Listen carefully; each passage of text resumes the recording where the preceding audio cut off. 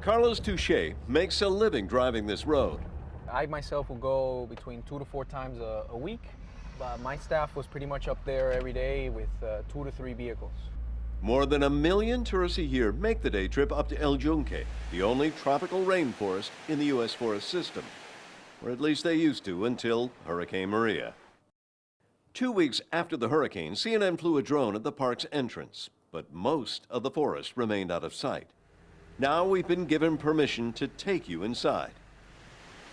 If you knew El Yunque before, you would not recognize it now. The farther into the forest you go, the greater the destruction. The Category 4 storm obliterated the forest, defoliating pretty much all 28,000 acres. The first teams in fought to open roads blocked by trees. Now they fight to hold off landslides and maintain access to one of El Yunque's most urgently needed resources. The forest supplies 1/5 of the island's entire water. 20% of the water. 20% of the water comes from El Yunque. So it's important that we clear access into those water intakes so that the water supplies can be restored.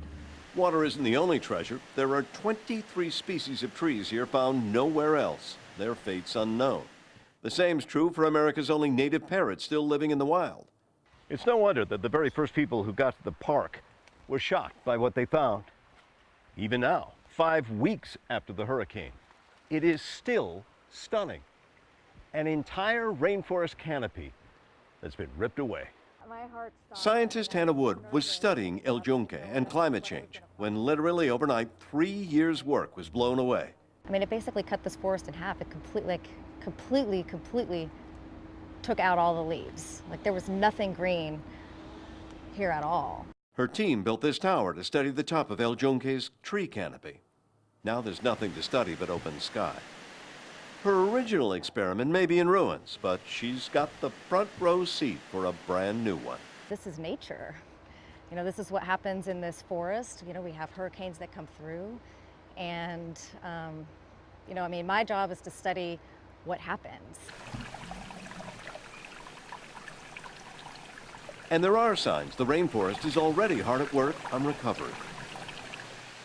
Always a source of pride for Puerto Ricans, El Yunque can now be something else, inspiration. Seeing it get greener, I think, can be a sense of hope for people as they recover from this hurricane.